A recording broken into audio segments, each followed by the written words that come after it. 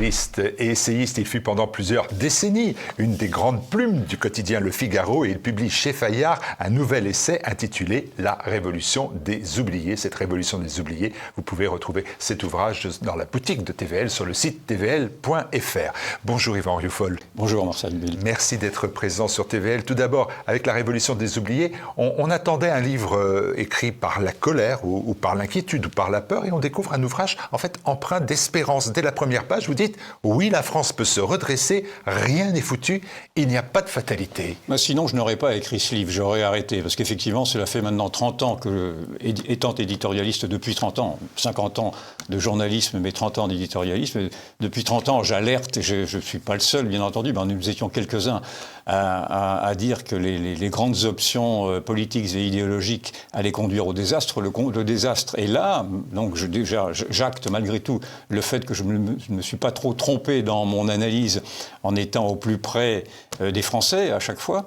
Et en même temps, je ne veux pas désespérer non plus de ce qui pourrait se passer. Ce qui pourrait se passer, effectivement, est désastreux. Ce serait la disparition à la fin de ce siècle d'une civilisation, la civilisation française. Mais je ne veux pas d'abord me confronter à ceci. Et je pense, en effet, pour être à l'écoute, effectivement, de la société civile et de ses soubresauts et de ses colères, je pense qu'il y a au cœur même de cette société oubliée des sources d'indignation qui pourraient permettre, effectivement, à cette révolte d'advenir pour clore cette révolution qui est encore une fois qui est une révolution qui non seulement veut sortir de ce système qui depuis 50 ans n'a produit que des désastres. C'est une révolution qui a été également pensée, notamment aux États-Unis, à travers Donald Trump, qui a conceptualisé cette révolution du bon sens, que j'avais moi-même identifiée en 2017 en parlant de la révolution des œillères, c'est-à-dire que j'avais analysé le fait que les œillères idéologiques empêchaient maintenant de voir quelle était la vie des gens et quelles étaient les solutions qui pourraient être plus pragmatiques pour y répondre. Et donc, en fonction de tout ceci, et en fonction effectivement de ce que j'observe, de ces irruptions qui sont un peu disséminées pour l'instant, c'est-à-dire les gilets jaunes, les paysans, les policiers, les victimes, les familles de victimes de la violence diversitaire, etc. Ce sont des colères, certes, qui sont encore un peu muettes, mais qui pourraient se fédérer. Et donc j'appelle, en dernier sursaut, parce qu'il est vraiment urgent de le faire, j'appelle effectivement à ce que j'ai appelé la révolution des oubliés. Des Français indignés qui sont prêts à se mobiliser, si j'ai bien compris, pour défendre leur pays, malmenés, je vous cite, par des idées folles. Par des idées folles. Quelles sont ces idées folles? Mais ce sont tous ces mots-en-isme, toute cette idéologie qui, depuis 50 ans, a été imposée au nom pour résumer, au nom d'un progressisme et au nom, effectivement, d'un mondialisme, au nom d'un antiracisme, etc., de tous ces mots-là, qui étaient des mots tout à fait honorables quand ils avaient été conceptualisés, mais qui ont amené, en tout cas, pour le mondialisme, à oublier quelles étaient les exigences d'enracinement de tout un peuple qui ne voulait pas précisément être déraciné. Pour l'antiracisme, de se rendre compte que cet antiracisme-là a interdit toute critique portée à la société diversitaire et aux comportements qui pouvaient être ceux de cette société diversitaire quand ils s'en prenaient à la société d'accueil, etc. Donc on est arrivé à une sorte de totalitarisme idéologique, de politiquement correct, de pensée unique. Et c'est cette pensée unique-là, ce totalitarisme-là, qui, de mon point de vue, peut tomber du jour au lendemain tant il s'est trompé dans ses effets et dans ses conséquences. Et aujourd'hui, ce vieux monde, ce monde progressiste de social-démocratie, donc qui s'est imposé depuis 50 ans, avec une droite transparente, ce vieux monde ne tient plus qu'à un fil. Il ne faudrait plus qu'un coup d'épaule. Mais ce coup d'épaule, pour l'instant, il ne vient pas, et pas encore, parce que j'observe aussi au sein de cette opinion qui se révolte, une crainte d'aller au bout. Il y a une sorte de peur qui tétanise une partie de l'opinion. On l'avait vu lors du Covid. J'avais applaudi les Français du Gilets jaunes qui avaient effectivement bravé les interdits de manifester et bravé les caricatures qui avaient été faites d'eux, la foule haineuse, etc. Et j'avais été désespéré de voir que cette même foule, ou une partie d'entre elles en tout cas, avait repris ses pantoufles lors de la crise sanitaire pour obéir à cet ordre hygiéniste et à ce début d'ailleurs d'intrusion de l'État dans tous les plis d'une société privée.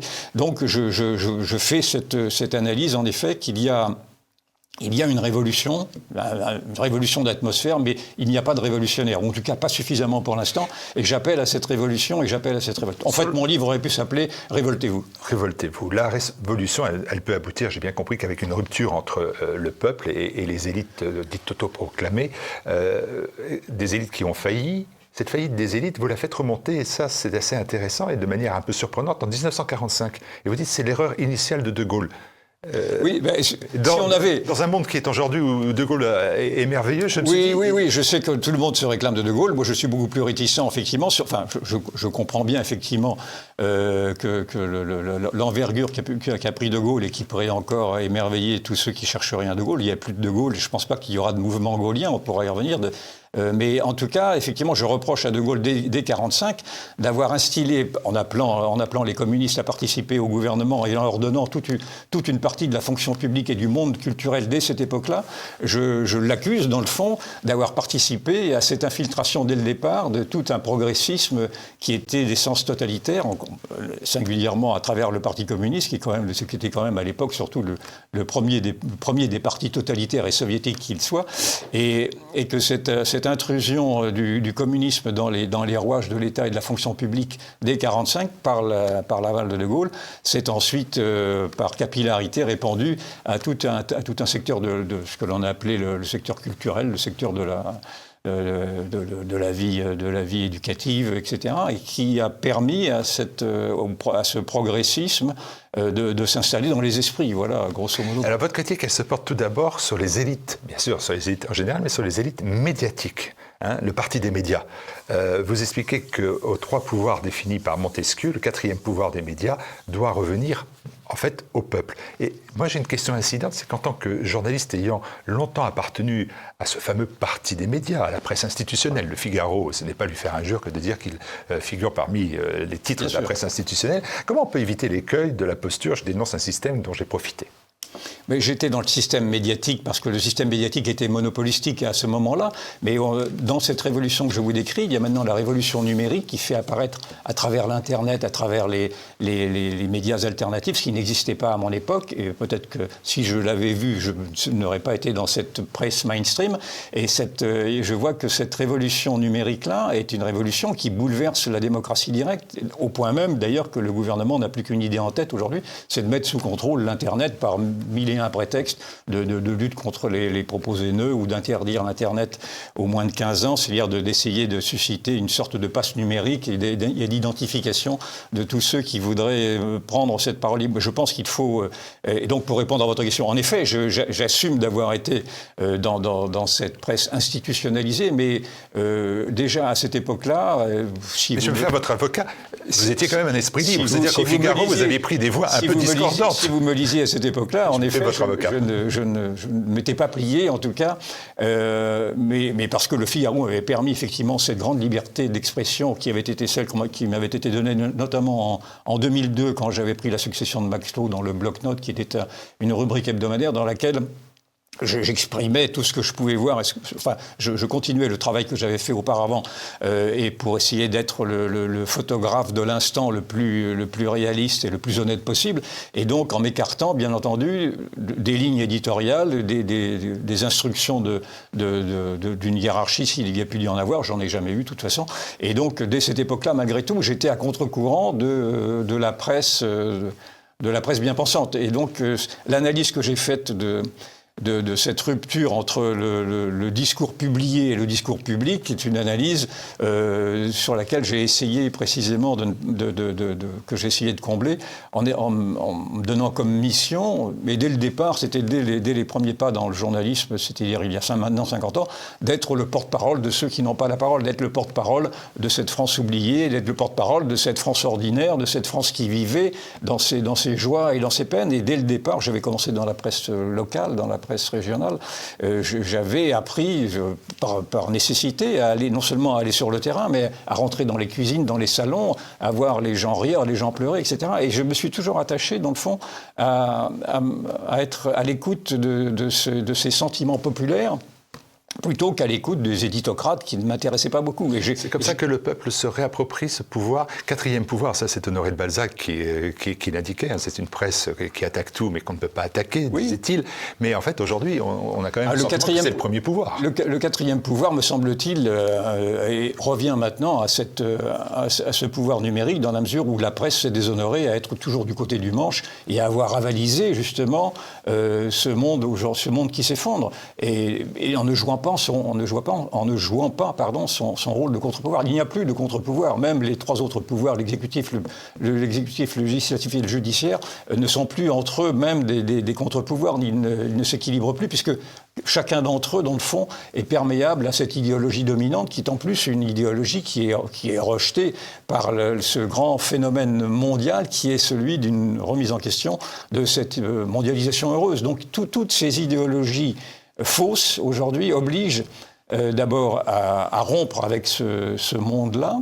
Et en cela, c'est pour ça que je parle de révolution, et à penser le monde nouveau. L'autre problème qui se pose, c'est que malheureusement, dans cette grave crise généralisée, il y a aussi une crise de l'intelligence, c'est-à-dire que l'intelligentsia, le monde politique, le monde médiatique, n'a pas voulu penser autrement qu'avec des idées toutes faites, n'a pas voulu penser le monde qui vient. Or, le monde qui vient, c'est la victoire des enracinés sur les déracinés, si j'avais à résumer.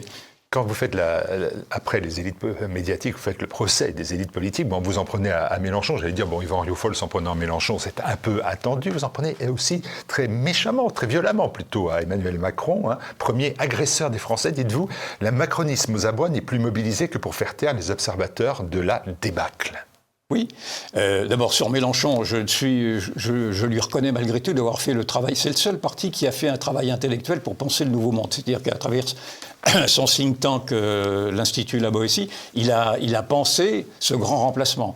Il a pensé cette France créolisée, cette France islamisée, qui, en effet, pourrait advenir si personne ne fait obstacle à cette immigration de peuplement qui est en train de faire venir une nouvelle culture, une nouvelle population et une nouvelle civilisation. Donc ce grand remplacement n'est pas simplement un grand remplacement des générations, comme il l'a dit, mais c'est bien un grand remplacement d'un peuple et d'une civilisation.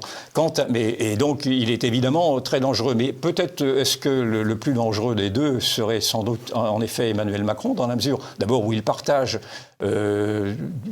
sans l'affirmer aussi ostensiblement, mais il partage cette vision avec Jean-Luc Mélenchon d'une société multiculturelle dans laquelle la culture française ne serait qu'une culture parmi d'autres. Rappelez-vous, il n'y a pas de culture française. Rappelez-vous son discours de Marseille de 2017, disant je vois là dans la salle des Comoriens, des Algériens, etc. Vous ne voyez pas de Français. Et donc, tous deux s'accordent à dire aujourd'hui que l'existence du français de souche pose un problème de cohésion nationale. Ça, c'est Jean-Luc Mélenchon qui le dit. Et Emmanuel Macron, je ne l'oublie pas, s'est fait élire dès 2017 en s'affirmant comme étant progressiste contre les populistes. Or, quand vous désignez une partie de votre propre peuple comme étant populiste, naturellement, vous actez une rupture avec lui. Or, il me semble, je suis convaincu que le populisme tel que je le comprends, ce n'est pas du tout ce rejet des élites. Je ne rejette pas les élites. Je pense qu'il faut d'autres élites, pas ces élites-là, mais d'autres élites. Et le populisme tel que je le comprends, c'est simplement l'expression d'une douleur existentielle d'un peuple qui n'a pas la parole. Et donc, quand le président de la République nous dit que les populistes seraient cette lèpre qui monte, cette foule haineuse. Ce sont les propos qu'il a pu tenir, lui ou son ministre de l'Intérieur de l'époque, parlant des Gilets jaunes notamment. Je me dis que le premier des agresseurs, dans le fond, du peuple français est bien ce président de la République qui, en plus, et c'était bien l'abus de confiance du départ, avait été élu en 2017 en se présentant comme étant l'émanation d'une société civile. Rappelez-vous, il avait fait d'ailleurs une analyse très juste qui m'avait convaincu au départ, très peu de temps, mais convaincu, d'un essoufflement de la démocratie, d'une démocratie confisquée, qu'il fallait revenir à un programme plus horizontal, à une institution plus horizontale, avec la société civile qui viendrait en appui de ce président dont il aurait été l'émanation. On a bien vu que c'était un leurre, qu'il était l'émanation des puissances financières notamment, et tout ça pour dire qu'aujourd'hui, je pense que en effet, le peuple français est en légitime défense et que le premier des agresseurs aujourd'hui, il y en a d'autres, mais le premier des agresseurs immédiats, c'est bien le président de la République, contre qui d'ailleurs on pourrait parfaitement lui faire procès d'un abandon de peuple, d'un abus de pouvoir et que sais-je encore. Et une autre critique aussi qui affleure plusieurs fois dans l'ouvrage, c'est la critique de la droite. Par exemple, sur l'immigration, et c'est un grand sujet que vous évoquez bien évidemment dans l'ouvrage, vous dites le mauvais choix pour l'immigration, c'est en 1974 avec la libéralisation des échanges extérieurs et l'ouverture des frontières. Et 1974, la droite est au pouvoir, Pompidou vient de disparaître, c'est Valéry Giscard d'Estaing jusqu'en 1981, on est bien au cœur de la droite, et c'est elle que vous portez coupable. Quand je dis tout le système depuis 50 ans s'est effondré, dans tout ce système-là, il y a eu effectivement la gauche et il y a eu la droite, et on avait commencé même en 1945 parce qu'on a appelé de cette décision du général de Gaulle. Oui, en effet, je pense que je fais revenir, je propose cette date de 1974 de voir que c'est la dernière fois que le budget est en équilibre. 1974, c'est la crise financière qui oblige, la crise pétrolière, qui oblige également le monde occidental à s'ouvrir aux exigences du monde arabe, du monde pétrolier, afin d'accepter des exigences léoniennes de la part de ce monde arabo-musulman qui exige non seulement des protections de son immigration, mais également des particularismes culturels, etc. Et donc c'est aussi 1974, c'est aussi, selon Maurice Allais, les premiers éléments d'une mondialisation qui se met en place. Et c'est aussi, en effet, à travers cette droite progressiste, cette droite tétanisée effectivement par la prégnance intellectuelle de la gauche, et cette droite qui s'ouvre à l'immigration, sous l'effet du patronat d'abord, effectivement, qui a besoin de main-d'œuvre bon marché, et qui s'ouvre à l'immigration, au regroupement familial, et qui commence, et qui met le doigt dans un engrenage qui déjà, à l'époque, paraissait dangereux à ceux qui alertaient. Et là, j'étais encore novice et je n'ai pas participé à cela. Mais Jean-Marie Le Pen, par exemple, a eu ce réflexe de bien voir dès cette époque-là qu'il y avait là des vers dans un fruit. Et donc, depuis, tout ceci s'est aggravé dans la mesure où il n'a pas été possible d'entendre les lanceurs d'alerte dont j'ai été ensuite, mais dans les années 95. Moi, je suis arrivé un peu plus tard par ma génération, parce que jusqu'alors, je n'avais pas non plus l'expression publique qui me permettait d'alerter là-dessus. Peuple enraciné contre les peuples déracinés, je comprends bien cette notion-là. Peuple enraciné, une catégorie d'ailleurs assez vague dans laquelle chacun peut aussi projeter ce qu'il veut. Vous dites, c'est celle des parias, c'est celle des dupés, c'est celle des humiliés. Vous dites, c'est celle que les ennemis peuvent appeler les fachos.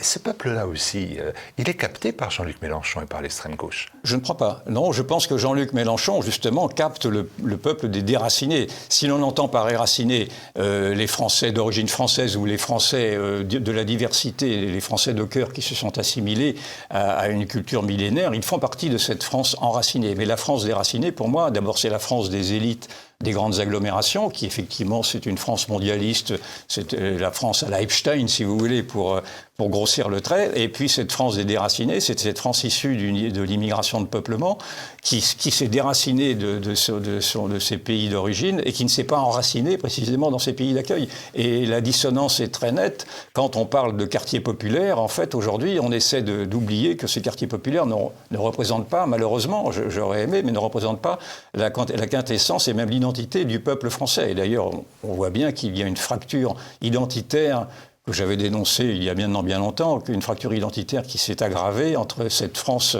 cette contre-société, de mon point de vue, qui rentre dans la définition des déracinés, et la société enracinée, la société souverainiste, la société française, la société des Français de souche, mais pas seulement des Français de souche, qui voit bien qu'elle est pour l'instant sujette à cette tyrannie des minorités. Or, cette France enracinée est encore majoritaire démographiquement. Elle est évaluée à peu près, même s'il n'y a pas de statistiques ethniques, on l'évalue à peu près selon les chiffres de Michel Auboin, du préfet Auboin, qui avait fait un livre sur ce sujet. Il évaluait la France provinciale à 70% de la population. Et donc, il devient absurde dans cette démocratie confisquée que ces 70% de la population ne puissent pas s'exprimer. Et non seulement cela, mais se laisse insulter, parce que maintenant, on insulte cette France trop française. en la traitant de raciste, de fasciste et d'extrême droite. Et donc c'est à cette France-là, en effet, cette France, encore une fois, cette France de souche, mais cette France de cœur également. Je ne fais pas de différence aucune entre les Français d'immigration qui se sont assimilés à notre culture. Et c'est cette France-là à qui je somme aujourd'hui, pour une partie de celle, en tout cas, qui est encore un peu somnolente, de bien comprendre qu'il est minuit moins une. Je me suis fait votre avocat, je vais me faire l'avocat du diable. Pas procureur, c'est pas ma nature, mais vous écrivez « Je veux une révolution des esprits non violente, mais radicale et amenée à son terme ». Et on peut évoquer une révolution des cœurs et des mentalités, mais vous savez bien aussi, Yvan Rioufol, que l'histoire montre que les peuples oubliés basculent parfois dans des formes de colère beaucoup plus radicales. Où placez-vous la ligne rouge? Et voilà, c'est le grand danger aussi. Moi, j'ai toujours en mémoire cette phrase d'Albert Camus « Quand la démocratie est malade, le fascisme vient à son chevet », mais c'est pas pour prendre de ses nouvelles. Et donc, moi, je suis par nature, je me suis construit intellectuellement depuis mon adolescence contre les totalitarismes, contre les régimes autoritaires. Allez, quand j'étais jeune, j'étais plutôt un anarchiste romantique, et donc je garde en tout cas toujours à l'esprit ce risque, en effet, d'une dérive qui serait celle portée par un homme providentiel, l'homme fort, etc. Je pense qu'aujourd'hui, l'homme fort n'existe pas, l'homme providentiel n'existe pas, et c'est pour ça que je propose, pour éviter cet écueil d'une dérive totalitaire, parce qu'il y a une dérive totalitaire aujourd'hui qui nous menace, elle est plutôt à l'extrême gauche maintenant, elle est même assumée à l'extrême gauche maintenant, puisqu'elle cautionne cette idéologie de l'islam radical qui est fondamentalement totalitaire, totalisant en tout cas, total, mais pour conjurer effectivement cette menace que l'on pourrait voir poindre d'un régime autoritaire également qui viendrait en réponse à cette révolution conservatrice, j'appelle en contrepoison à respecter l'esprit libéral précisément qui était celui du XVIIIe siècle, qui avait été institué pour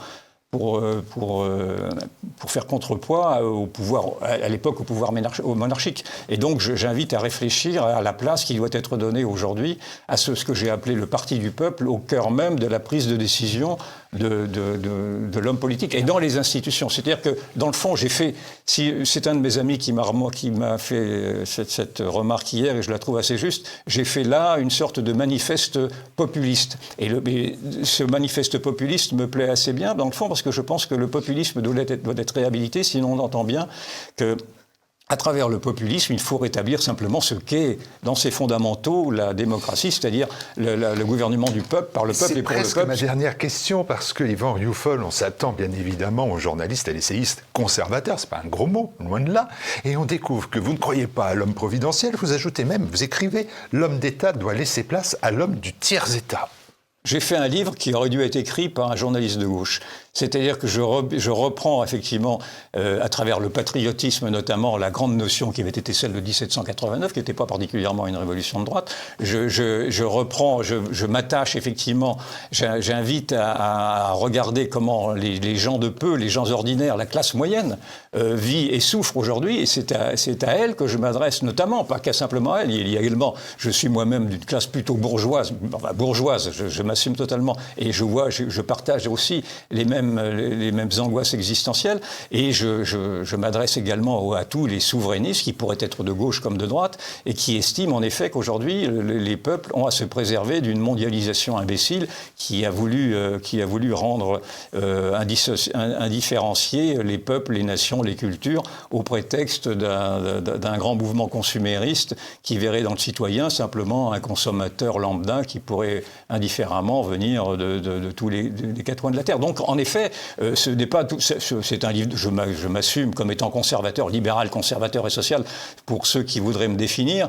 Mais en effet, je ne suis pas. Je ne corresponds pas, en tout cas, à la caricature qu'on pourrait faire de moi d'un apprenti fasciste ou de quelqu'un qui voudrait retrouver les régimes autoritaires de naguère. Conservateur, on le retrouve quand même parce que conservateur.